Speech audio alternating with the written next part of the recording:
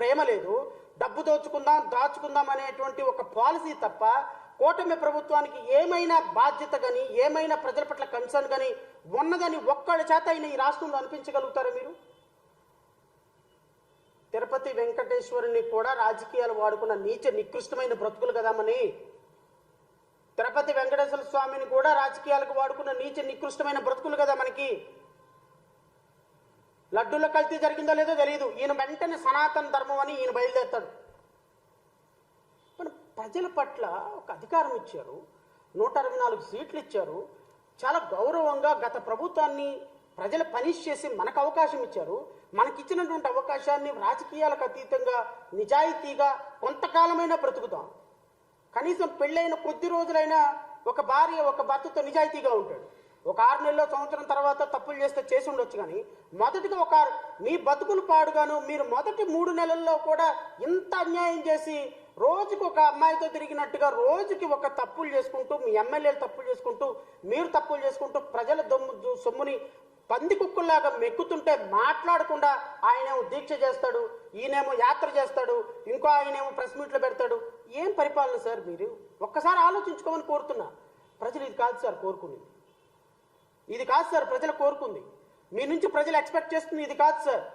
Every day ఒక అమ్మాయి, ఒక చిన్న పాప, ఒక మరణం, ఎవ్రీడే రేప్ చేస్తున్నారు, చచ్చిపోతున్నారు. ఏమో తగుదనమ్మా అని హోమ్ మినిస్టర్ వస్తుంది, తగుదనమ్మా అని హోమ్ మినిస్టర్ వస్తుంది. నేను ఒక మాట చెప్తా, ఈ హోమ్ మినిస్టర్ గారు మొన్న మాట్లాడింది పసిబాలిక మృతిలోని శవరాజకీయం అంట. పొంగనూరు ముస్లిం మైనార్టీకి చెందిన 6 ఏళ్ల పసిబాలిక మృతిపైన వైసీపీ శవరాజకీయాలు చేస్తుంది. బాలికపై 4 అత్యాచారం చేశారని జగన్ మీడియాలో తప్పుడు కథనాలు ప్రచురించడం దారుణమని హోంమంత్రి వంగల్పూడి అనిత తీవ్ర ఆగ్రహం వ్యక్తం చేశారు. చిత్తూరు జిల్లా పొంగనూరులో ఇటీవల హత్యకు గురైన ఆసియా కుటుంబీకులు మునిపల్లె సోన్సో చల్ల రామచంద్రారెడ్డి సోన్సో బాధితురాలు వద్ద అనిత పిలుపుతో ఆ మీడియాతో మాట్లాడారు. పాప చచ్చిపోయిందా లేదా అమ్మా? పాపను కిడ్నాప్ చేసి చంపేస్తారా లేదా? కిడ్నాప్ చేసి చంపేస్తే నువ్వు గాడిదలు కాస్తున్నావా? మీ పోలీస్ డిపార్ట్మెంట్ గాడిదలు కాస్తుందా? అత్తాకోడల్ని ఇద్దరిని రేప్ చేశారు. మీ బాలకృష్ణ ఆయన మేసాలు మలేసి ట్రైన్స్ని అటు ఇటు తిప్పుతూ ఉంటాడు సినిమాల్లో. ఆయన కాన్స్టిట్యున్సీలో అత్తాకోడల్ని ఇద్దరిని రేప్ చేసి చంపేశారు.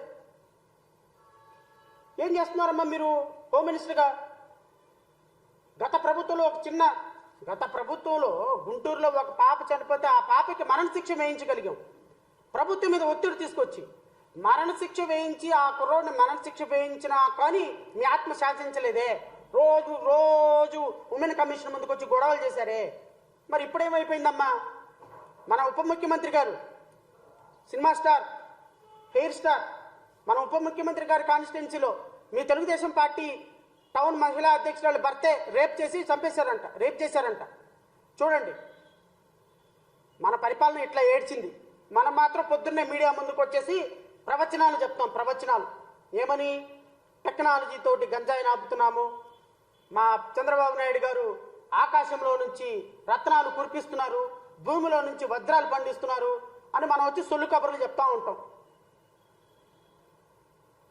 మన పరిపాలన ఇలా చచ్చింది. ఇదిగో మన పరిపాలన గురించి ఒకసారి కామన్ మ్యాన్ అడగండి అమ్మా, చెప్తారు. గత ప్రభుత్వంలో మనం మాట్లాడిని మర్చిపోతే ఎట్లా అమ్మా? ఓవరాల్గా జరుగుతూ ఉంటేలే ప్రభుత్వం తీసుకుంటూ ఉంటుంది నిర్ణయాలు, మనం మాట్లాడలేం అని ఊరుకునే సమాజం కాదు మనకు ఒక రాజ్యాంగం ఉంది, మనకు ఒక కాన్స్టిట్యూషన్ ఉంది. ఆ కాన్స్టిట్యూషన్లో ప్రజల ప్రాథమిక హక్కులు పరిరక్షించబడాలి. ప్రభుత్వాలు పరిపాలించేటప్పుడు తప్పులు జరుగుతాయి, ఆ తప్పుల్ని మనం ప్రశ్నించాలి. తప్పుల్ని మరలా చేయకుండా అధికారుల్ని సెటరైట్ చేయాలి. గత ప్రభుత్వంలో ఇచ్చినటువంటి ప్రతిపక్ష పాత్ర పోషించే గత ప్రభుత్వంలో ఇచ్చినటువంటి హామీలు అధికారంలోకి వచ్చిన తర్వాత హామీలు నెరవేర్చుకోకపోతే నెరవేర్చేటట్టు ప్రభుత్వం మీద మెడలు వంచి ప్రభుత్వం మీద ప్రెజర్ పెట్టి ప్రతిపక్షాలుగా వారిని పని చేయించాలి. వారు ఇచ్చినటువంటి హామీలను నిర్వర్తించాలి. ప్రజలకు జరుగుతున్నటువంటి ప్రతి అన్యాయం పట్ల, ప్రభుత్వం ఎక్సెకర్, గవర్నమెంట్ ఎక్సెకర్ లాస్ కాకుండా ఈరోజు మద్యంలో, ఇసుకలో, ల్యాండ్లో, శాండ్లో ఎలా అయితే అన్యాయం జరిగి వేల కోట్ల రూపాయలు ప్రజాప్రతినిధుల పాలవుతున్నాయో అలాంటి ప్రభుత్వ పరిపాలనని ప్రశ్నించటం, ప్రభుత్వాన్ని పనిచేయించటం జై భీమ్రావ్ భారత్ పార్టీ లక్ష్యం. Either it is YSRCP or it is TDP or Janasena, whatever it is, ప్రభుత్వం ప్రజల కోసం పనిచేయాలి. ప్రజా పాలకులు ప్రభుత్వాన్ని నడిపించేటప్పుడు ప్రజల సంక్షేమమే పరమావధిగా పనిచేయాలి. అంతే తప్ప నాకు అధికారం వచ్చింది నన్ను ఎవడేం పీకలేడు, ఇంతకుముందు అన్నాడు కదా జేసీ ప్రభాకర్ రెడ్డి గారు మాట్లాడినట్టుగా, ఎవడేం పీకుతాడు రా నన్ను అన్నాడు కదా, అది కాదు. వాడెవడో అన్నాడు కదా తిరువూరు ఎమ్మెల్యే, ఎవడేం పీకుతాడు రాను. That is not the government, that is not the policy of government, that should not be the policy of the government. So ఇంకొక 2 నెలల పాటు ఇలాగే ప్రెస్ మీట్లో మాట్లాడతాం. 2 నెలల తర్వాత ఖచ్చితంగా ప్లాన్ ఆఫ్ యాక్షన్ ఉంటుంది. ప్రజల్లోకి వస్తాం, నిరంతరం ప్రజల తరపున పోరాటం చేస్తాం. కూటమి ప్రభుత్వం పెడరెక్కలు విరిచి ప్రజల ముందు నిలబెడతాం. ఈ 2 నెలల పాటు ప్రశ్నించటమే మా ముందున్నటువంటి ప్రధాన కర్తవ్యం.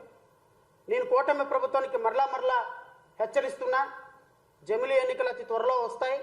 మీరు అనుకున్నట్టు 2029 వరకు మీ ప్రభుత్వం ఉంటుందని అనుకోకండి. ఖచ్చితంగా జరుగుతున్నాయి. మీ ప్రభుత్వం అతి త్వరలో శంకరగిరి మాన్యాలకు వెళ్తుంది, నో డౌట్ అబౌట్ ఇట్.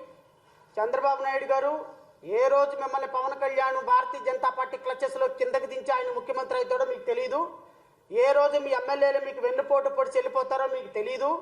మీకు సుపుత్రుడిని ముఖ్యమంత్రి చేద్దామనుకున్న ఆలోచన జీవితంలో నెరవేరదు. ఖచ్చితంగా పవన్ కళ్యాణ్ అనేటువంటి వ్యక్తిని, భారతీయ జనతా పార్టీ అనేటువంటి వ్యక్తిని పక్కలో పెట్టుకొని పాలు పోసి పెంచుకున్న మీ తెలుగుదేశం పార్టీని అతి త్వరలో కాటేయడానికి సిద్ధంగా ఉన్నాయి. మీరు ఏం కంగారు పడితే I think you have every piece of information with you. మీ ఇంటెలిజెన్స్ రిపోర్ట్ మీకుందని నాకైతే తెలుసు. ఖచ్చితంగా ఈ రాష్ట్రంలో ఒక రోజుకి అతి త్వరలో అధికార మార్పిడి జరగబోతుంది.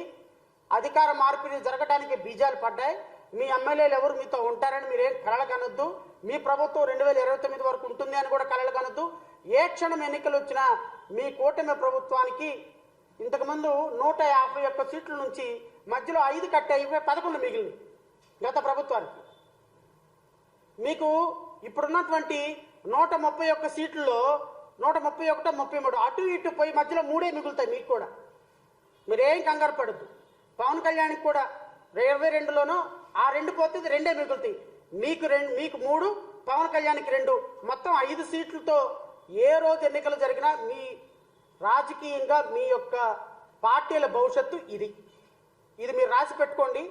నెక్స్ట్ టైం జడా శ్రవణ్ కుమార్ పలానా తారీఖున అక్టోబర్ 14వ తారీఖున మాట్లాడింది కరెక్టే, మేము చేసినటువంటి దుర్మార్గమైనటువంటి పనులకి మాత్రం మాకు 3 సీట్లే ప్రభుత్వం ఇస్తుంది అని చెప్పాడు. అలాగే 3 సీట్లే వచ్చినాయి, ఏంటి కర్మ అని మీరు అనుకోవచ్చు. అదే జరగబోతుంది, అదే తథ్యమని అయితే నేను రాష్ట్ర ప్రజల తరపు నుంచి మరొక్కసారి విన్నపం చేస్తున్నా.